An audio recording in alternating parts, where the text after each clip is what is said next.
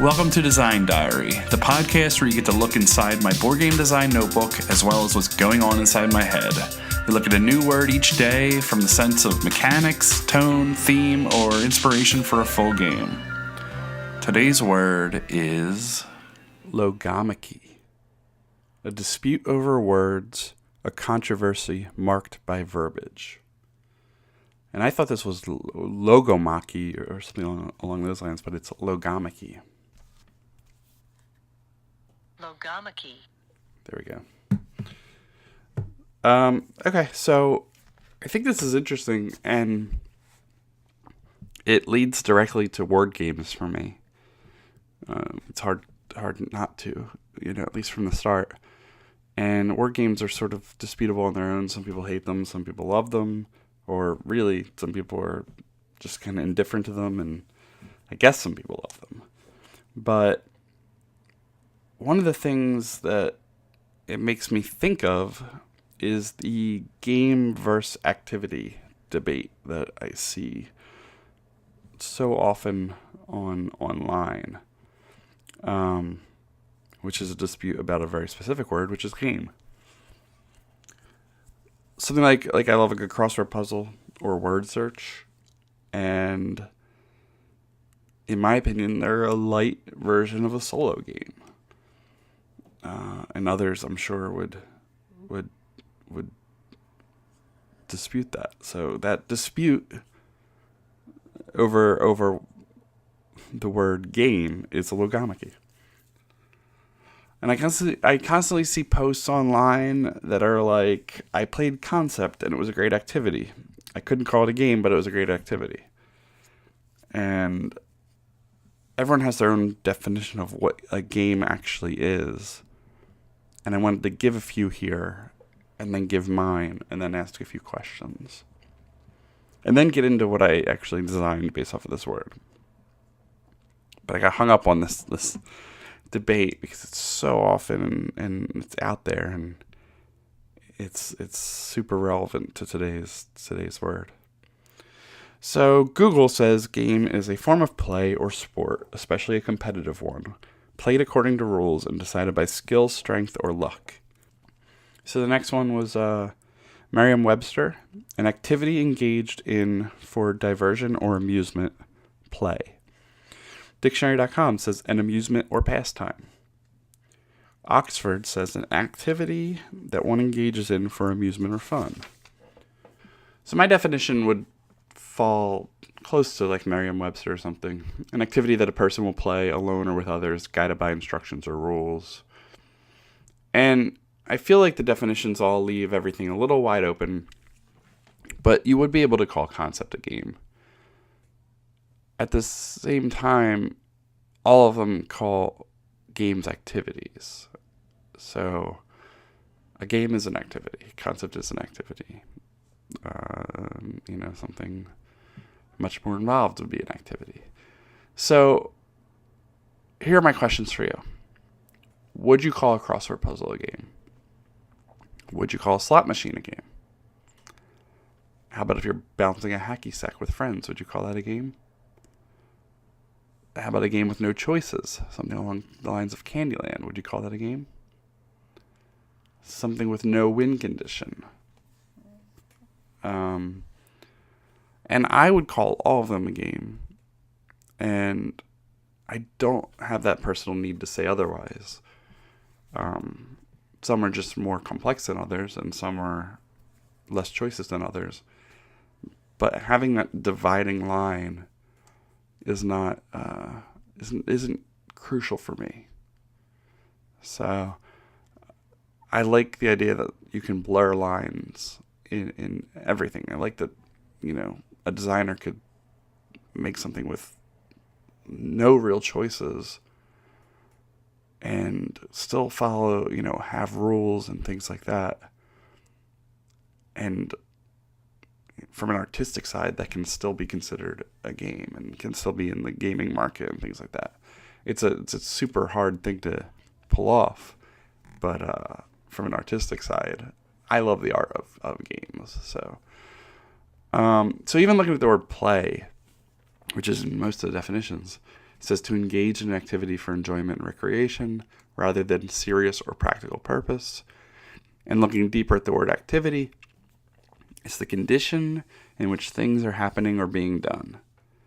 So I could go through these all day long, and that's exactly what logomachy is.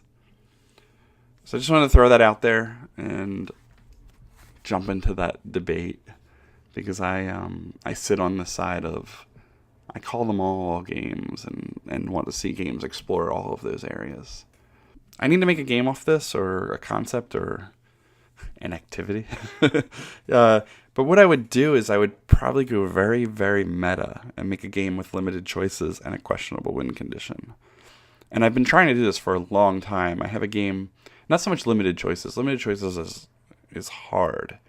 But I think there are games that just have like a single choice and things like that. But questionable win condition is on my like game design bucket list.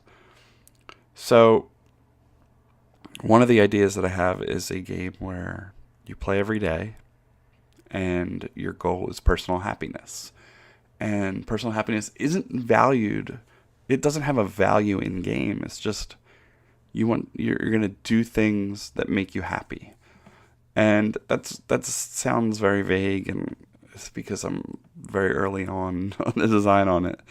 But, you're collecting sets in the game not because there's a point value associated with it, just because that's a set that you think fits your character and your person.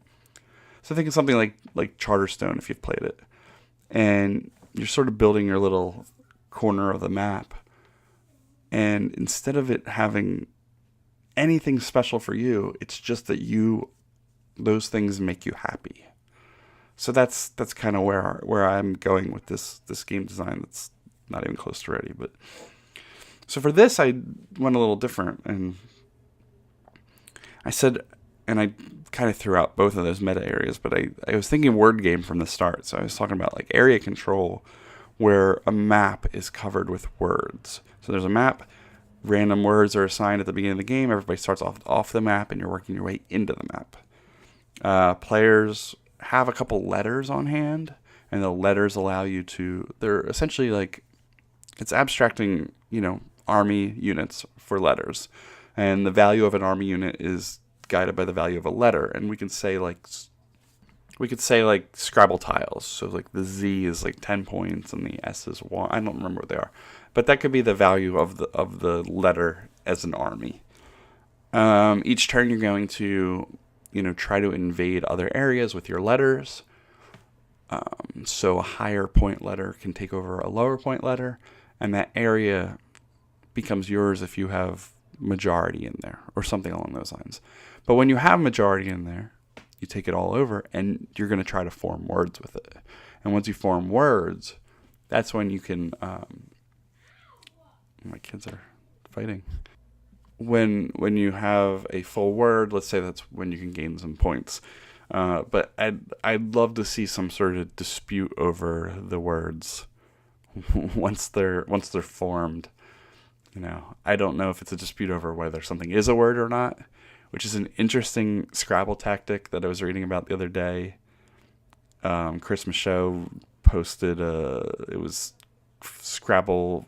It was something about top Scrabble players and things like that, and they were talking about how you could a tactic in actual competitions is to play words that may or may not be words. So there's something neat in that with the term logomachy in mind, where I form a word and I say it's a word and I'm going to score my big points for it. And you might debate me whether it is a word or not. To debate what the word means is interesting, but it's definitely a certain mindset for that. So I mean, any word games has a certain mindset. You're if you're smart with words, then you're usually better at the game. So that's a trick to it, trying to overcome that. But something that I thought would be neat was a game where you had a dictionary on hand. I'm just a fan of dictionaries. I get these words of the day out of an online dictionary. But having your own dictionary, bring your own dictionary, or throw a dictionary in the box of some kind of game. It's kind of a neat concept too. And maybe like one person's holding the dictionary each turn and it passes around. I don't know. But word game, words are units. Rare letters are worth more points than others. They're going in and taking over other areas, trying to form words. When you form a word, you can gain points. An alternate action would be to draw some tiles from a bag. This is really easy to mock up with like a copy of Risk and a copy of Scrabble. And